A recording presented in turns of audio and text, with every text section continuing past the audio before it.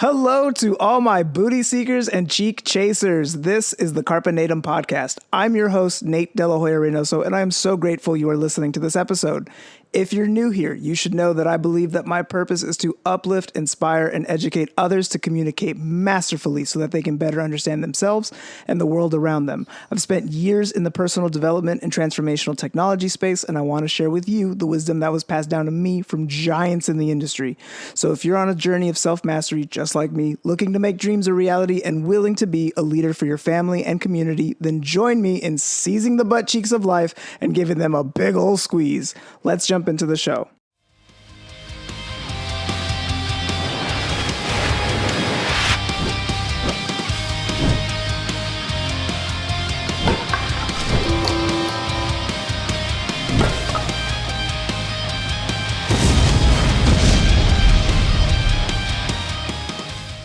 Welcome back to another episode of the Carpe Natem Podcast. I was rudely interrupted by Cinnabon, who destroyed my last intro, so bad dog, hope you're regretting all of your choices. Just kidding.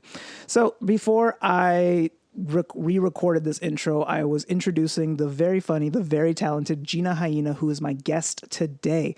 She was one of the first comics I saw do stand-up here in Austin when I first moved here. She is traveling around the United States. She's doing shows. She's performing in New York. She's performing in Austin. She's been on Kill Tony. This girl is funny. She's a hustler. She's always doing something. She's always on bills of shows that are with stacked lineups, and I'm so excited to have a conversation. Gina, welcome. Hey, I'm very excited to be here. Also, I absolutely love hearing my name and your experience that you saw me as one of your first Austin comics. That's awesome. So I'm in town again. I started comedy out in Austin in 2020. Lived in Austin 2018, 2020, pandemic, did the whole thing to me. Ended up going back to New York, so now I do comedy in New York, all over the East Coast, Boston, Philly, DC, whoever will have me, and I come back to Austin about every 6 weeks. Nice. I like how you keep that schedule and you make sure that you're always coming back to where it started. What about Austin drives you to come here out so frequently? So I absolutely love, Austin has just a special place in my heart. So I lived in New York for about 10 years. A lot of it wasn't really my choice. It felt like I was just getting caught up in family stuff, bad relationships, never really got to live for myself. Mm-hmm. When I first moved out to Austin, it was the only thing I really did for myself in my adult life. Moved here, no friends, no job, knowing nobody. I just came out to a city that I had actually never been to before. And so for here, it was 2020. I was just like, you know what? I've always wanted to do stand-up. And I just Googled an open mic one day and I did it. And now it's become this thing where it's my very best friends are the comics here. My friends back in New York, they're close to me, they're family, but they're married, kids, have a different lifestyle going on. So I always come back because one is just heartwarming for me. It's my place where it's this is mine. This is all for me. And now I absolutely enjoy the hang. And it's just, Austin is just growing so much with comedy. It's great. It's so great. What made you decide to do it? Because it's, from what you said, you spent about 2 years here before you actually decided to go and do the open mic. So I had always thought about it, even as a kid. I mean, my whole thing was I loved the Kings of Comedy. Bernie Mac was one of my favorites. I love Rodney Dangerfield. I love Joan Rivers. I had friends back in New York that were comedians and did work on radio. And they were always like, Gina, you're funny in conversation. You're a weird person. Just get up and do it. And I had never thought that it was something you could actually do. I thought you need an agent to get started and all this stuff. I don't know how that got by me. But what happened was the first year here, I worked in spinal cord surgeries. So Crazy. What a dramatic difference. Yes. Very, very ridiculous. I'm very empathetic, so it drained me. So it was getting up at 4 a.m. to be in for a 6 a.m. OR time. Sometimes surgeries ran late. And then I just got to this point where I was okay, I can go to the gym. I work alone. I live alone. I'm always traveling. And I was what do I want to do? I'm sick of going on lame dates here. And I had a notebook forever of jokes. And I watched the Joan Rivers documentary. And I was just watching her, and there's a part where she's in her house, and she has a filing cabinet of all of her jokes over the years that are in alphabetical order. And you could just, and I was just I relate to her more than anything and what she's doing. And I was you know what? No one can ruin it for me. I don't know. None of my friends from my past life can stick their finger in the pot. Nobody can ruined this for me. I'm just going to Google an open mic. Volstead was my very first one. Did it. It's messed up. It went well, which is just screwed up. Yeah. And then did it. Craig Frigola was one of the first comics to talk to me. He was like, there's another one tomorrow night at Cenote. And then I went 3 nights in a row, and then I was like, I've never stopped. That's what it took. It was just the bug that bit you once you got into the groove of things. Yep. Do you remember any of your jokes from your first set? Oh, yeah, absolutely. So my first set was about, I had dated this guy. So I have a sordid past with dating. I had a full-on sociopath, and then I had a drug dealing pimp that I dated for 4 years. So then this poor other guy had to deal with the fact that like I was used to being like attacked by men. So I was always on guard. So the first guy that was like not a drug dealing pimp seemed to like, I was like, this is my husband because he's not hitting me. Right. So, but he also had his own issues. So he was like a very big introvert. And this was what my first set was about. One day we went to the gym, and I came out of the shower, and he was watching all these weird YouTube videos. So the way I started was like, oh, is anybody here into true crime? Because I think that's very weird that like females like to watch it. And then I'm like, are any guys into true crime? And if a guy is like, yeah, I'm like, you shouldn't tell people that. Like, it's actually very creepy that men watch true crime. So my ex was really into it. And I got out of the shower. His computer is just like making all these screaming noises. And not like porno screaming noises, just like straight up blood curdling screaming noises. And I was like, jeez. Yeah. I go, what are you watching? And this is a true story, and this is also a bit. He goes, oh, I'm watching 911 recordings where the murderers who called 911 on himself. Yeah, and the way I do it as a bit, I'm like, I'm going to repeat that. Like, the man that I was dating, who is a veteran, who is a introvert, is watching videos of girls dying and the murderer calling 911 on himself. And, like, the punchline was just like, I never knew I knew how to moonwalk until then. And then I, like, back out because I'm like, I didn't want to turn my back to him. But that was my very first joke. I mean, it's funny. It's a solid premise, and it's creepy as fuck. But, like, you talked about some real issues on, like, just in that one bit, you come at it with such a realness and such an interesting experience because, like you said, you had dated somebody who was incredibly toxic and problematic, Yep. and then you went to somebody who wasn't as much, Yeah. and you saw that as like, this is love. Perfect. This is perfect. Yeah, it was literally like, I was like, oh, if he's not hitting me or if he's not selling drugs or like he actually has a 9-to-5 job, I'm like, he's a dreamboat. But it was Right. just like, now after learning from that, I'm like, oh, a guy cannot be violent towards you, but also just not be the right guy for you. 100%. Like, It's something that took me a while to recognize, especially because like in my relationship right now, I've noticed that my partner is a really good just yin yang for me. yeah. Where it's a balance where the previous relationships I had, they were more added gasoline to the fire. Oh, yeah, your demons played well Enablers. together. Yeah. So with them, I had this conversation with my wife on some psychedelics where I love that for you guys, by the way. it's such for those who can handle the trip, I highly recommend making one and doing it with somebody you love because it makes the relationship stronger. And something that we discussed while tripping was how I've always felt that I love too intensely. It's like a fire. My love is like a fire. Oh, I'm a very passionate person. Yep. Fire uncontrolled or mixed with gasoline can burn down a forest. And you get inspiration from that because your brain is like, look at this insane destruction. Look at this incredible power. But what is it doing? It's just destroying and creating problems. Yep. While with my wife, I feel like she's a furnace. And That's so nice. and together How we sweet. together we can Damn. create something like food. Yes. But you don't get stories written about the furnaces. You get written about the No. fires. What a hard, isn't that such a, like, it takes so much time to learn that. And that's where I'm at now is like, I always had the gasoline, our demons play well together. And then you're So like, much fun. yeah, and you're so romanticized because what you see in movies, you're just like us against the world. And now Right. it's like, if I ever hear a guy ever again say like, oh, we're like Bonnie and Clyde, I'm going to be like, that. No, thank you. No. I'm tired. You absolutely Like, do not want to. That is not your model relationship. Or those people No. who are like Harley Quinn and the Joker, like Yeah. couple goals. No, So toxic. You're like, well, you've actually never been there then if you're romanticizing that movie because that shit is horrible. It wastes so much time.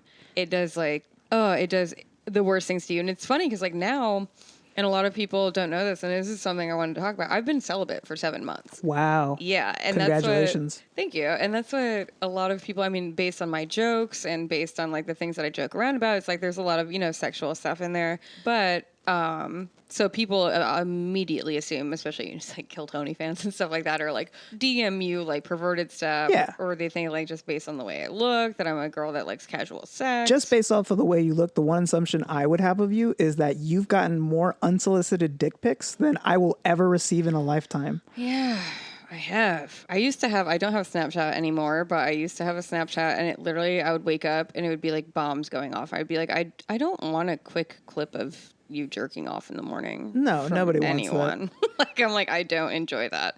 But yeah, I've been celibate because I've just gotten to this point where it's like you said, you find like the yin to your yang. And I feel like it's tough for a female in comedy because it's like I give off, even doing comedy is like, if you're talking about the old school, like masculine, feminine energy, it's more of a masculine thing because you're getting up there, you're like projecting all this energy. I don't have that like act where I'm like a sweet, like, and then my boyfriend said, like, I don't do that Valley Girl shit.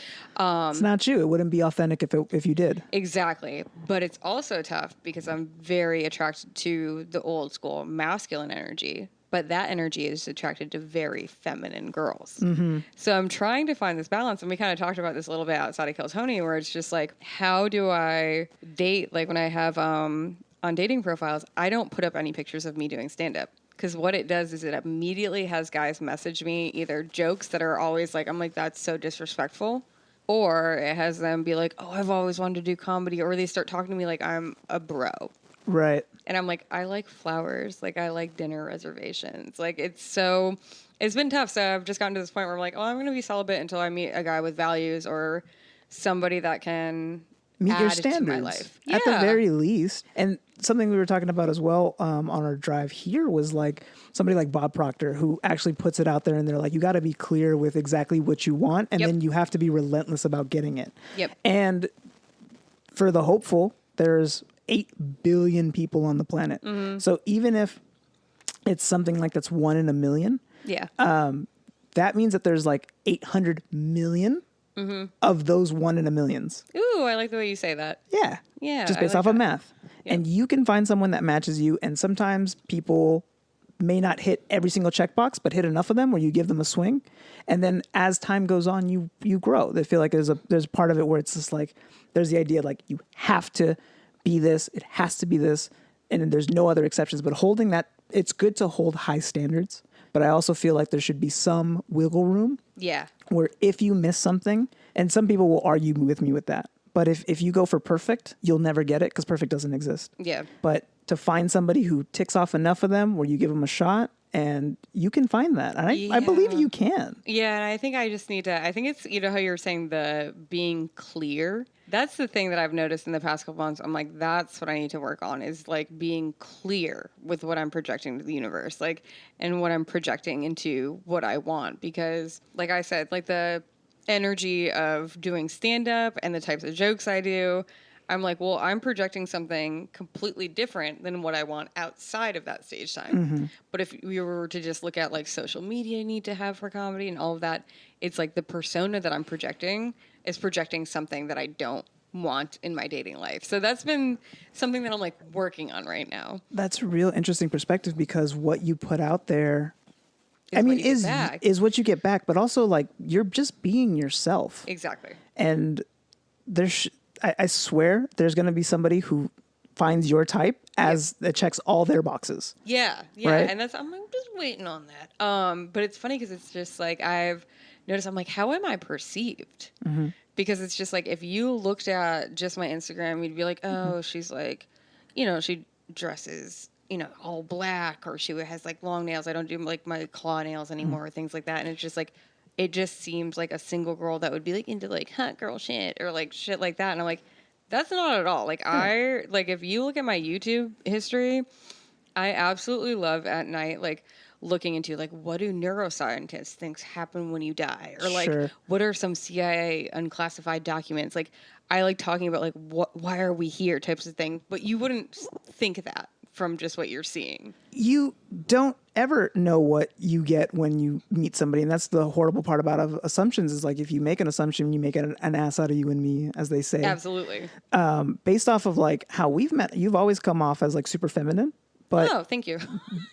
At the same time, there is a level of aggression that I would see with like an East Coast Italian woman, right? But that comes with the territory. That's like, it's like dating a Latin person and being stabbed and then being surprised about it. It's just right. like, they're like, I had no idea she was fluent in combat skills. Like, she's Latin. What did you expect? Like, they're right. raised. Like, you never seen a movie? Like, you never read anything or talked to anybody? Right. Yeah, it's so funny because when I moved down here, there's very few Italians. So when I first moved down here, it was like I did very well with dating, and it was also like men saw me like they were capturing like an exotic animal because they were like, look at the way this girl talks with her hands, and like look at the way she's so like passionate about things, because there are a lot of carbon copies here. I feel like in Austin, I'm sure you've looked around and seen there's a lot of kind of the same thing I see a lot. And so out here, the only thing I see a lot of is like boots and blonde hair. Exactly. And like, crimped blonde hair. Exactly. So it's like as soon as like guys saw on a dating app like Italian girl from New York, and then just the way I talk and how I get like passionate about talking, they're like, oh, this is different. But then it's one of those things like you can't keep snakes in your backyard and only expect them to bite your neighbors. Like, exactly. You're like, you're gonna get it too. Like, why wouldn't? And you got to find the person that like likes that shit. And there are those types of people who like I show love by bullying. And my wife shows love by showing love. That's so cute. So for the longest time, like I would be mean to her, and like I'm not trying to be, but she got us so upset, and I have to learn to like not bully. I have friends, who the first thing I do in the morning, I'm like, "What's up, you piece of shit?" And they're like, "Nothing much, jerk off." And it's just, but we love each other. So funny. But when it comes to like the partner, like, soft stuff's nice. The Disney princess stuff is cool. Like, where did you and your wife meet? We met off of Tinder. Cute. In San Francisco. Oh. She was supposed to be a one-night stand, and I was a bet that she lost. And that sounds like a romantic comedy. And look at us, 3 years married. That's so cute. Or 2 years married, 3 years together. San Francisco right to Austin? Yeah. So during the pandemic, we both lost our jobs because of pandemic. So she was in the food sector, first thing to shut down. And then 2 months later, I lost my job. Mm-hmm. So we were living freshly married in a 6 people in a 3-bedroom house with 1 bathroom. Ew. So it was my mom, her husband, my 2 siblings, who I love. At least it was family. It was family. Yeah. However, we just got married. So like that first year was just kind of us. You guys should have called up TLC. This could have been a show. Could have been a show. I missed on all that network money. Exactly. But we were like, I can't keep living in California. I can't keep living in the Bay Area. It's too expensive. Mm-hmm. Anywhere that's affordable to live is really far away from where all the money's being made. What can I do? And I just felt kind of like stuck. And we had a couple of places that we were on the map. Like if we were going to stay in California, we'd move to San Diego. Beautiful. If not San Diego, then, Portland or Colorado. Yeah. Austin and Miami. And our last 2 choices were Miami and Austin. We had a friend in Miami. He's a partier, so we felt that if we went out there, we would have not gotten serious. No, we would have just kept partying. We would have just like fell into the slope, came to Austin. Mm-hmm. And since moving here, like this is where I started doing stand-up comedy. I wanted to do it during 2020, but pandemic. And I started here in 2021 was my first stand-up in April, like a week before 420. Where'd you go? To the Grandstand. Okay. They had it like on San Jacinto, right next to the PF Chang's. Yep. And it was their first mic there. And interesting. It was their first mic. It was my first mic. Yep. And like the first 5 people got banned. Oh my goodness. It's all the Filthy Show guys. Oh, gotcha. So they had a lot of pedophilia, a lot of like stuff like all that. The jokes. Anything you could. Person 1 went up, said a problematic word. Yeah. Person went up, host went up there and was like, hey, none of that, be respectful.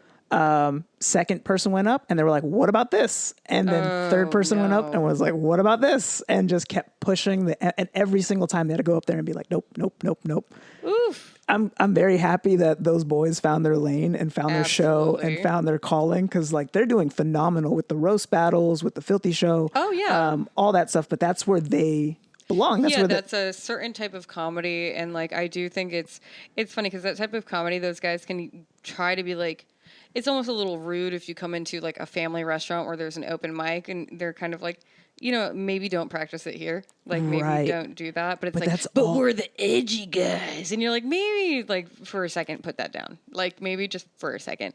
But it is nice because I love dark comedy. I always loved like Dave Attell. I always like the dark stuff. Anthony Jeselnik's one of my favorites. Yeah. And it's funny because I'm like, I do love it, but you really do have to be prepared for it sometimes. And it's just Yeah. like, at a comedy club, I feel like anything goes. Do whatever the hell you want at a comedy club.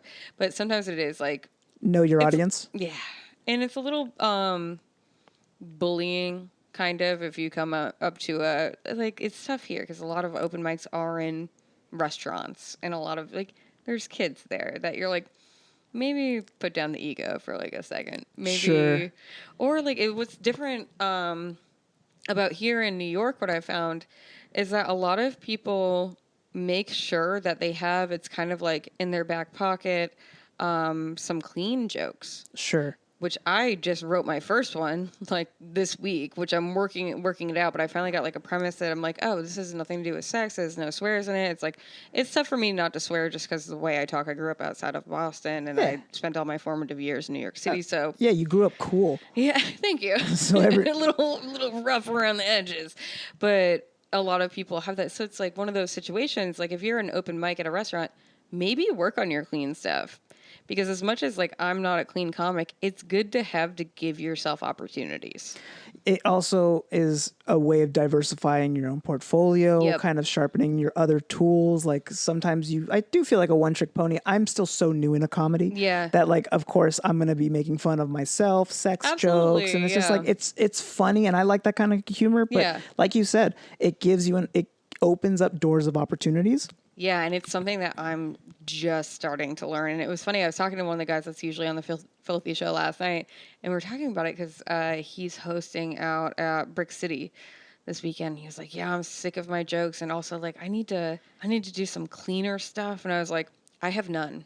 I literally was like, we were talking about it because I was just like, "I have none," so I need to start writing it because in New York, it's like if you have. You can get higher paid gigs if you can do corporate stuff. You can Right. get like, a late night show used to be the thing to get yourself like your career starting to go. And it's like, I don't think that that's really the landscape anymore, but it doesn't hurt. Why wouldn't you want to just be able to do that? Like when I think of anything, I'm like, I want to be the best at it. I want to have like as much diversity as I can in it. And so I'm like, well, why wouldn't I want to do that with comedy too? Why wouldn't I push myself to do something that's outside of my comfort zone? Right. Become well-rounded and have that arsenal in reserve just in case the opportunity comes up. And that's a really smart way of thinking. Yeah. I feel like a lot of people just in general, not just comics, but just artists in general, kind of just like live in the moment. Yep. And they're just like, whatever it is, right? And it's just like yes, true. And it's good to also prepare for other opportunities. Like think about yourself from outside of a box. I had Jimmy Clifford on. Do you know Jimmy Clifford? He phenomenal, super Yeah. energy. And he came on here and was like, you have to write a joke a day. Like be disciplined and be disciplined enough to write jokes in a way or just be writing so often. And he inspired me to write, but god damn, is it hard to write a joke a day? It's a lot. Like Yeah. Hans writing a minute a week. You think that's nothing. And it's then you something. put it into practice. Yep. And it's ridiculous how Yeah. he's consistently coming out with like a solid minute every week. So to be great, to be in a spot that's above where your peers are, you have to not only be the best and undeniable yourself, but it's like the consistency and the results are Yeah. related here. Like It was they're missing like- that point. There was a older comic in New York that was telling me, he was like, yeah, with the writing, he was like, sometimes I just write about my day and then something will pop out at me. Like, what did I do this morning? I went to go get my coffee. I went to go do laundry. Like, what was the guy's name at the laundry place? Like, what was this? I went to the deli. They had Black Forest ham. Oh, Black Forest ham. That's a weird name. And he was like, and then I just try to write from just the words Black Forest ham. Can I write a joke from that? And I'm like, that's really interesting. Like, it's just interesting where you can pull inspiration from. Right. And he's journaling, and that's something Yep. that's always like just getting your thoughts out of your head. Because if you think that like, oh, I'll remember that later, it's gone. No, I text myself on my phone, like little things that if anybody looked at the text thread between me and myself, it would look absolutely insane because it's just keywords that I'm going to riff off of. Right. For me, it's always talking to friends. I always I'm on the phone all the time because I live alone. I work alone during the day. It's just me and my dog. And so I'm constantly calling friends. I'm like that old Italian lady, like an old auntie that's always on the phone in the kitchen all the time. And I find myself just talking out loud. And then like when I'm laughing with friends, I'm like, oh, okay, got to text myself that. That's what always gets me is like riffing with friends. That's where like the newest thing I came from. It was just sitting by a fire with my friend when we were deliriously tired. So I was like, oh, that'll work. You said that you were in a hardcore band before. I was. I used to be a vocalist for this band called Lindemar. We toured. We were from San Francisco in the Bay Area. Mm-hmm. Originally, it was just 2 members. It was me, the screamer, and the singer. Yep. And we used to we made music with a producer, and then we would have the tracks play a cappella. Yep. And then we would scream and do our vocals over our tracks. Yeah. And it was fun. We grew a nice following. We had fun. But it was a different time in my life, and I've always wanted to be on stage, and I thought that was my route. Yeah. Was through music. Huh. Now I think it's more in the space where like if I can teach, if I can train, if I can do something that can like improve other people's lives, I'd still have a route to a stage. I love being on stage. That's awesome. Yeah, same. It's funny meeting people that don't like it now. Or I don't know if you've ever podcasted with somebody who's not like they don't like attention and then they just get like frozen or like I'm like, hand me a microphone everywhere. Like hand me a microphone all the time. Like during my day job, if they're like, who wants to present this? I'm like, it's me. 100%. Like I'm always the first person to raise my hand. I'm like, me. Class presenter, first one to go up. Yep. Didn't care. Because if you go first, then they only have that to judge. Absolutely. So you're not based or harshly criticized as much as the person that went 17 because you've just seen 17 other presentations to base it off of. Yep, absolutely. Right. So go first, go loud, always volunteer. And in my job now, I'm teaching, and I'm teaching policy. I'd much rather teach like, the space in the space of like personal development and motivation. Yep. But the fact that I am given a stage. Yeah, it's all practice. To then just work on my rant muscle. The podcast is good on. I haven't done as many solo episodes as I'd like to do because I've been just doing so many interviews. Yeah. And this is kind of where I get my stuff from because I love picking the minds of people that you don't get these conversations. You can get these conversations at a bar at 9:30 at night after a set. But how rare are they and how what's the quality? It's funny because I love having conversations with strangers, and they just always tend to happen to me when I'm in a good mood. So it's funny that you picked me up at Summer Moon Coffee, and I was just sitting with a stranger, which is tell us about that because that was so interesting. It's just so on brand for me or anybody that knows me personally that they're like people just talk to you, and then you're like you just made like a best friend. Like it's so funny. So I was at Summer Moon, and to preface this. Like what I was just saying with talking to strangers, like more recently in New York, like 2 weeks ago, I was just in a supermarket and I was just looking at artichokes.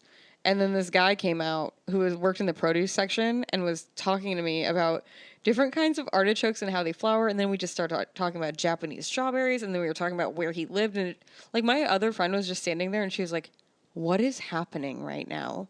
Like, why do you have a best friend right now? So what just happened when you picked me up at Summer Moon was I go there every time I'm staying in Austin. It's my favorite coffee in Austin. So yesterday I saw this guy wearing a Lions Not Sheep shirt, and it reminded me of my friend Dave Hurt, who has a really great podcast. And so then today, because I was like, I wonder if that was a fluke thing, whatever, he was there again, and he was wearing a shirt that said, I will not comply. And I was like, okay, I kind of am interested in this person. It's got some edge to you, bro. Yeah, and I was like, I understand, like, because I'm in New York, I can see everything getting, like, kind of caged in. So I was like, okay, I kind of fuck with it, and I just want to pick his brain, because I'm like, you're on brand, like, you have something you want to say, and it is on your t-shirt. So I was like, hey, were you the guy with the Lions Not Sheep shirt? And he was like, yeah. And I was like, cool. I was like, yeah. I was like, I love Texas. Like, I was like, I moved here from New York. I was like, I know where you're at with that. And he was like, oh, I came from Queens. And he was like, if you'd like to share a coffee. And I was like, yeah, I'm going to grab my coffee. I'm going to come sit with you. And it was funny because I like how we were talking about with dating. I was like, I just have an issue with how I really like old school masculine men and what's kind of happening in society now where it's like all the fluidity and it's a lot of like there's not a lot of father figures, or men were punished in the 90s for being like leaders of their family or wanting to do this. And women were told like, oh, you go to work and like you hire somebody to raise your kids. And like me personally, I'm like, I don't like that anymore, which is something I guess is coming with age. And so I was like, I'm having an issue, like, meeting more old school men. And he was like, I'm a minister. Like, I started this ministry for families that were falling apart and like helping guide them together through like, and he kept saying spirit. And he was like, as much as everything is going on in America, the higher calling is like, finding the bigger picture and like not getting caught up in all of these arguments. And so we were just having this like a very deep conversation within 30 seconds. And it's so funny because I was like, I have a feeling I'll see you again. He's like, yeah, you'll see me again. And I was like, it'll be interesting for sure. And that takes a certain type of person to be able to have those conversations with anybody. Like, that's the whole idea of you don't know what you get just by looking at you. Absolutely. Based off of your appearance, I would have no idea that you'd be into the metaphysical. You might be, who fucking knows? But to then be able to, again, total stranger. Yep. Spiritual metaphysical talks, and you were able to hold conversation in a whole court and then actually chime in and have a reasonable conversation. Sounds like he was trying to convert you into a cult, but you know what? Intentions aside, you're able to pick somebody's brain. And isn't that interesting? It's so, I absolutely enjoy those conversations. That's why even yesterday, my Uber driver, he had, and it's like, sometimes there's just like a little thing you pick up on. The back of his car had like a little Spotify sign, and it said like, at MC Mont. And I was like, well, that's not a regular Uber driver. So we get in the car and he's playing this awesome hip hop music. And I'm like, where are you from? Because I was like, you're not from Texas. Like, I was like, this ain't a Texas. And he was like, I'm glad you asked. I'm from the ATL. And I was like, word. I was like, East Coast vibes. I was like, I'm from New York. And he was like, oh, East Coast is this whole thing. And I was like, and he goes, I got a surprise for you. I'm like, what's that? And he's like, this music. He said, it's me. And I was like, yo, that's so. I was like, I respect the hustle. I was like, that's East Coast hustle. I was like, I already somewhat know who you are. Like right from there. For sure. And he was like, he's like, yeah, he goes, I got QR codes on the side of my car, like if you want to scan it later. And I was like, where? And he was like, where are you going? I was like, I'm going to Vulcan. It's a comedy club. I was like, I do comedy, so I respect your hustle. And so immediately we followed each other on Instagram. He reposted some of my videos. I like posted, I'm producing a show in New York in 2 weeks. I put his song to the back of it. And I was like, yo, it's so funny. It's all love. Yeah. Cause I go, listen, like somebody doing like how you want to do, public speaking and like helping people and advocating for people and coaching them to be better with themselves. That's not a normal 9-to-5 path. And it's difficult to go away from society and like go against the grain and get like this different job. And that's the same thing with musicians. That's the same thing with comedians. That's the same thing with anybody starting their own small business. And it is 100% free to just repost their stuff and to like it. And it goes a long way. And I'm also big on, I'm a big advocate type of personality. Same here. Anybody doing something against the grain, I'm like, we all gotta watch out for each other and like carry each other. Because I don't know how your family feels about like how you want to, right? Yeah, like leave this. Because I know mine is like, that's a cute hobby you have. Yeah. Like they call it a hobby, and you're like, cool, I'm investing all of my money and my time into something you think it's a hobby. Like, for sure. And I think that there's just so much negativity in the world constantly. And we were talking about this earlier, just kind of like once you reach a level of understanding where your mind, that your mindset controls the reality around you, how you perceive and look at the world is how the world in turn looks to you. Yep. So if you're around somebody that's just like negative and everything's complaining and everything's terrible, not to say not to complain, there's total right reasons to complain, but every time you talk to somebody and their conversation is just everything's bad, everything's doom and gloom, you don't want to be around that person. No. Even like how like what I'm trying to do is pay off the rest of my debt so I can like, start investing in myself more and all these things. And it's funny because it's just like knowing that, and even talking about your finances, I'm like, I'm careful about who I talk about that with. Because there's certain people that they'll say things that they'll be like, we're always going to be broke, or we can't afford that. We'll never have that life. And I'm like, I don't even want to stand near you. And you got to protect your garden. Exactly. You got to protect your garden from the weeds. Yep. I'm like, I don't even want to stand near you if that's like your viewpoint. Because I'm like, whatever you're projecting off of, I'm like, I don't want in my... Right. Like, you're going to mess up my funk and ruin my good mood. Exactly. Right. It was funny because even last night at Kill Tony, there was a guy that came up to me because I went to the minute practice mic. And I'm really upset because I was like, I really wanted to I loved this minute that I was going to do. And this guy comes up to me and he's like, hey. And he's already got like just like a weird vibe. Mm-hmm. And he's like, oh, you've been on it before? And I was like, yeah, I've been on it twice before. And he goes, I've signed up 400 times. I go to different I never get on it. And I immediately was like, I think you just ruined my vibe for the night. Like, I think you just ruined. Like, because I was like trying to be standoffish, which I hate seeming rude, but I was like, I don't want to like have you just like spurting off like how awful your life is. And he's like, well, what cities did you get on? Like, when did it? And I was like, I'm going to go this way. Like, I'll see you around. Like, it's just. You already can tell just by the vibe. And there's a gut feeling where you're just like, this isn't somebody that I want to be around. And I've never been on Kill Tony. And I tell people like I've signed up, I come often enough and I've never been picked, but I'm hopeful. Like I never look at it from a place of just like, I'm never going to get picked. And like, but what we were saying about like the negativity, like there's enough negativity in the world out there that I don't have to add to it. No. So any chance I get to be uplifting, positive, happy, if somebody's doing anything, I'm just like, hell yeah, 100%. Fuck yeah. I'm so glad that you're doing that. You're doing that by yourself. Like, how'd you learn? Self-taught? Hell yeah. Like anybody that pursues anything, this life that we currently live is so meaningless. Because we're on here for a blip of time. Yep. And then we're gone forever. Yeah, you're like, might as well have fun with it. Do something that brings you joy, that'll make you better, that you'll feel like if by chance you die tomorrow, you look at life and you're like, I adventured. I did good. 1,000%. It's funny because like you get to that certain point and like me and my friend Gary were talking about this the other day. I'm like, I kind of live my life like a video game where you're just like, what does Gina want to do? Like, what do I want to do? Or like with this whole life, like you were saying, and I'm like, oh, I want to be a comedian. Like that's what I've always wanted to do. No one's going to hand it to me unless I work on it. But it's like having that mindset of like, this is going to happen. And I'm just in the batting cages until that one moment. Like, it's just like, I'd rather have that mindset rather than like, I've been in the green room at some shows and people are like, God, the people that think they're going to make it when there's so many comics is like, it's insane. And it's very audacious to like think that you're going to, and I'm like, don't stand near me. Dude, don't do that. If people knew that thinking like that causes, at some level, it's like a bone cancer. You just basically fill your mind with mold and it just amplifies. Because what you focus on, wherever your attention goes, that grows and you focus on it more. I'm big into practicing gratitude. I'm big into hyping other people up. Yep. I don't need to be hyped up. When I do get hyped up, it's awesome. It's amazing. But it's not my job or my goal to get somebody to hype me up. I want to hype everyone else up. Yeah, absolutely. I got that sidekick from a Disney movie energy, right? It's so funny, because when I met you, I was like, I don't know how many people listening have like met you in person.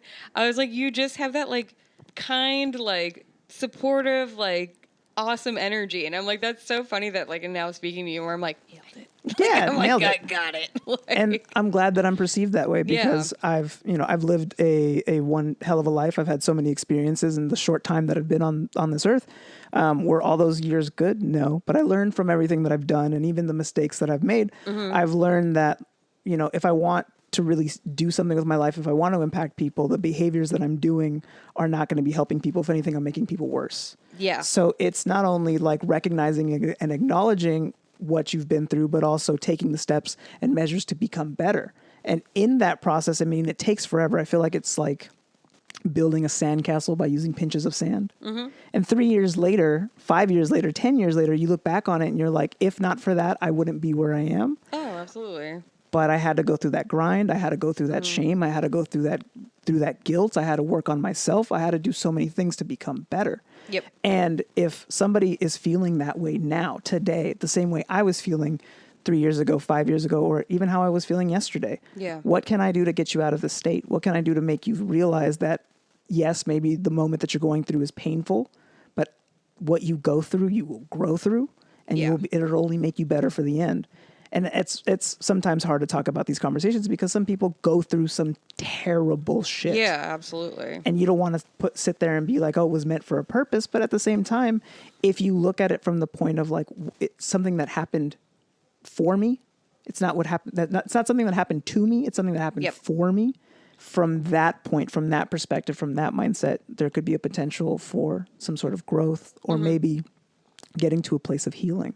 Absolutely. Absolutely. That's what, and it's like, I had those, like, my family essentially fell apart, during the same time that I got into this relationship with a very abusive person. And then, that led me to go to a more violent person after that. Like, he was less violent towards me, but he was very violent towards other people. And then it was just like, I saw all of these things from like doom and gloom.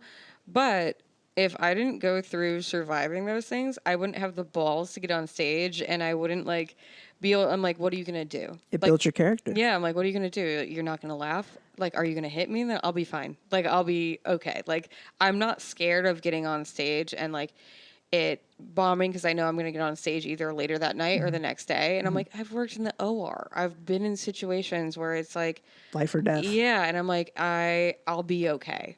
And I'm like, and if I didn't go through those, which were very, very dark times, I'm like, it wouldn't make, now I'm just so grateful for everything. Yeah. And I try to remind myself of this. Like, when I first started comedy, I projected onto everybody, whether it was good or naive or what I projected was, I've wanted to do comedy my whole life. And I went through these horrible years, and I went through this very dark time, and now I get to do it.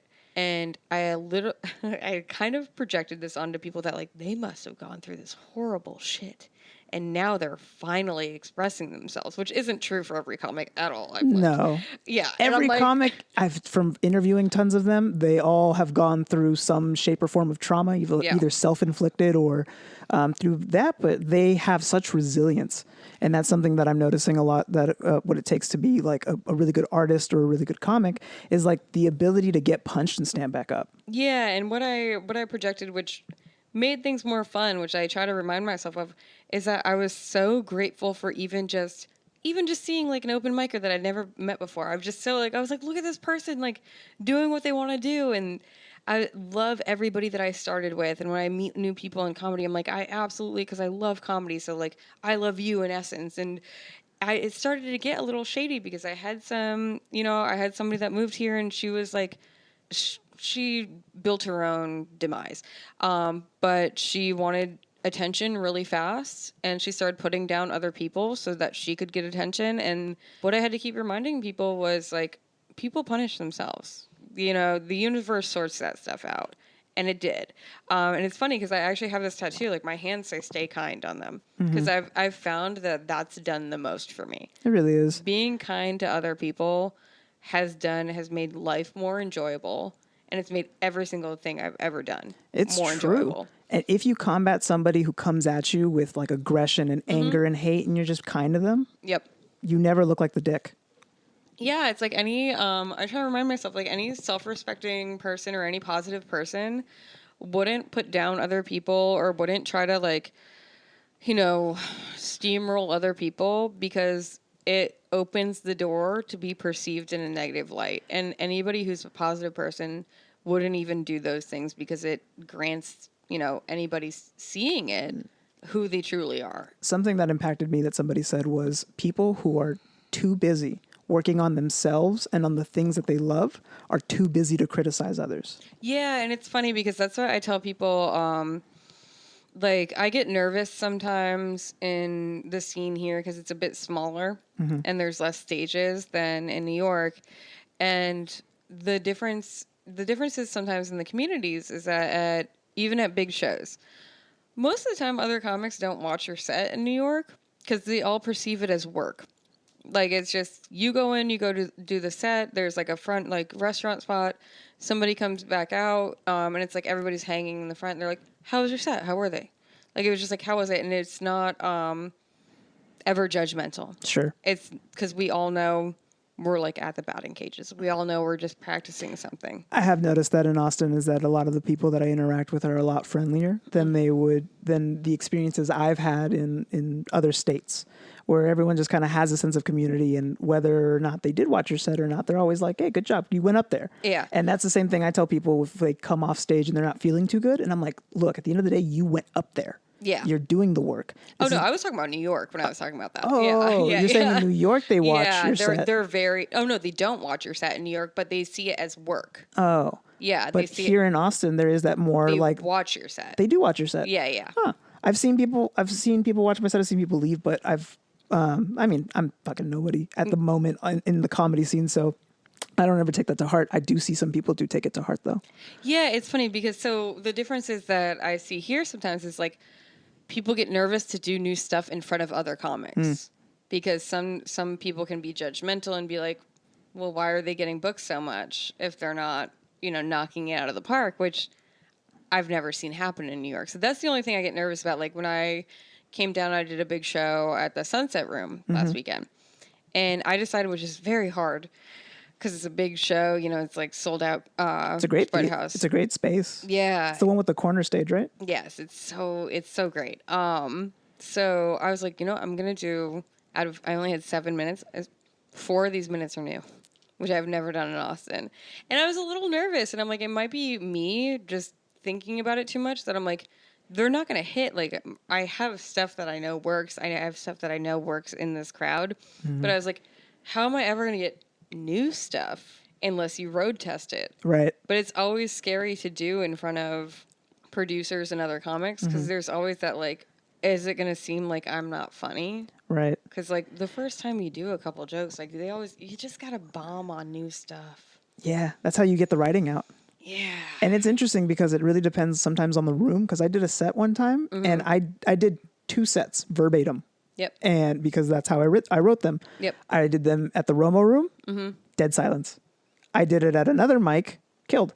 Isn't that funny? And I was like, huh, right? But if I would have gotten 2 silences in a row, you're like, then it's the material. Yeah. Then I have to go in and work it, tweak it. And that's why I like having conversations and journaling and doing all these things, because it's how you work on your craft. And like you said, there's people who are scared to look silly. Yeah. But it goes back to the saying that the master has failed more times than the apprentice will ever be willing to. Yes, absolutely. And that's how you get better.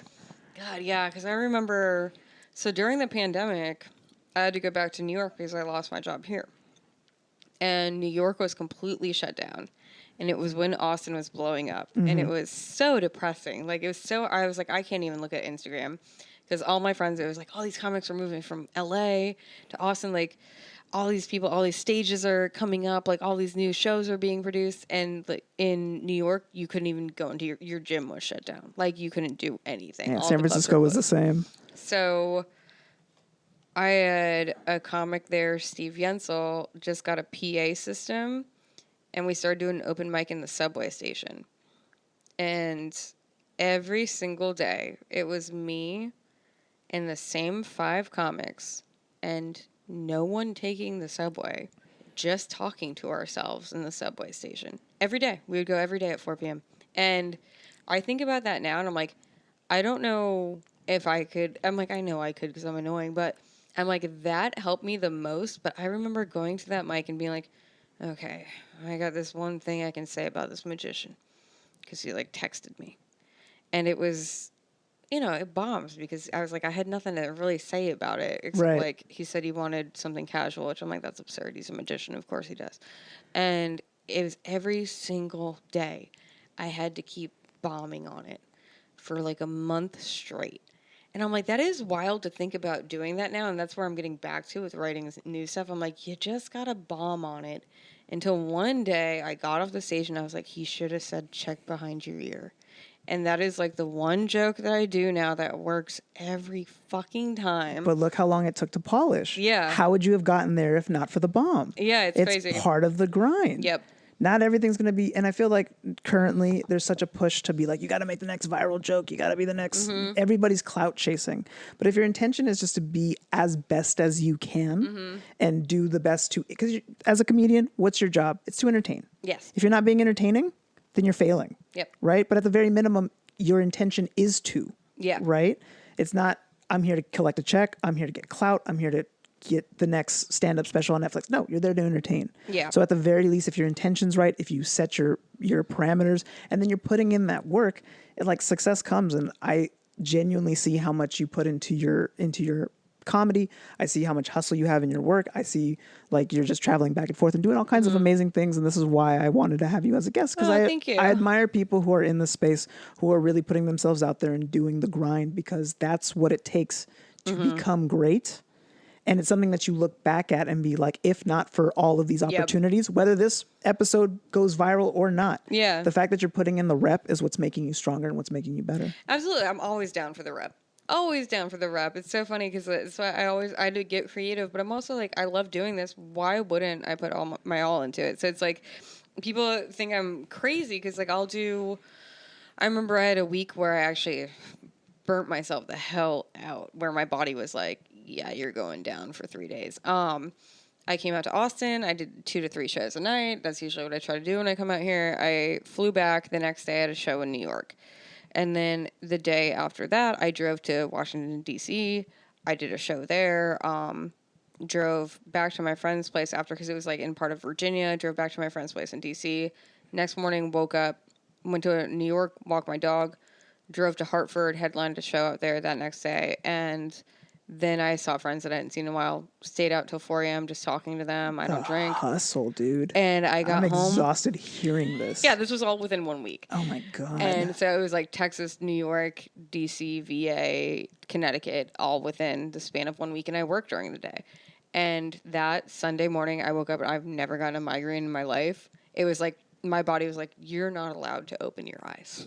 Like, my body was like, you're staying down, lady, for like 3 days straight. But I'm like, if I love comedy, it's hard for me to not take everything that comes to me. It doesn't feel like work. It just feels like you're following your passion. Yeah. And I'm like, of course I'm going to exhaust myself doing it. Like, this weekend I have coming up, I'm going to go out to DC. And then when I come back, I have shows in New York. And then I'm going to drive out to Boston the following weekend. And I'm like, I'll drive out to Boston and then I'll drive back to my parents' place, which is about 2 hours. Like, it's 4 hours from New York to Massachusetts, and I'll drive 2 hours out to Boston and then do the show. It'll probably be like 1 a.m. I'll drive back the 2 hours, and everyone's like, I can't believe you drive there and back. And I'm like, it is funny because it should show you how much I love it. Because I'm like, I will drive it's dedication this many hours to be on a stage for 10 minutes. I'm like, it's very strange to look at it that way. It is, but that's what separates the good from the great. And I admire you, and I admire all the things that you are doing. I could honestly keep talking to you for another hour. Yeah, like, you poor thing. You probably got to wrap this up. I do have to wrap this episode up. I am so happy that you decided to be a guest. I am so amazed and proud of all the shit that you're doing. Like, thank you. You are fucking killing it, and I hope to see you, have your own special in the next like year and a half, 2 years, and see you kind of going around the internet and really making a name for yourself, because I feel like a name like Gina Hyena is definitely going to be. It has to. Yeah, it's going to be somewhere on a marquee, right? Well, thank you so much for having me. Of course. Let the people know where they can find you. Yes, I am on Instagram at eggs and hot sauce. It's eggs, the letter N, hot sauce. That's just because I eat eggs and hot sauce every morning. And then you can find me. I produce a show called Shelter Comedy Show. That's at Shelter Comedy Show.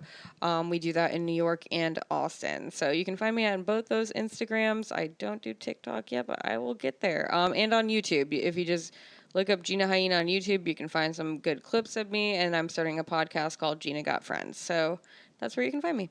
Appreciate you for being on today, Gina. Best of luck to you. And I don't think you need luck, because the hard work that you're putting in is just going to turn into some success. And I can already see it happening. And thanks for having me. Of course. Yeah, this was great. Thank you. Thank you so much for listening to another episode of the Carpe Natem Podcast. If you love this episode, please consider leaving a positive rating and review on Apple Music or iTunes. It takes 30 seconds for you, but for us, it helps spread positivity to more people during these chaotic times. It helps build a community, and it makes me smile from ear to ear. Speaking of community, we have a Facebook group at facebook.com/groups/Carpe Natem. Just answer the 3 questions to get access to some extra motivation and inspiration for your timeline. If you would like to support this podcast, screenshot this episode and share this to your story. Tag me at Carpe Natem 114. That's going to be my handle across all platforms, including TikTok, if you'd like to give me a follow. If you haven't already, please rate us and subscribe on Spotify or anywhere you enjoy your podcasts. And lastly, you can find all episodes, linked to resources, and opportunities for coaching and mentoring from me at carpenatem114.com. I cannot thank you enough for spending part of your day with me. You are all rock stars taking the necessary steps to be your best self, willing to do whatever it takes, and ready to grab life by the butt cheeks. So until next time, this is Nate Hoya-Reynoso signing off.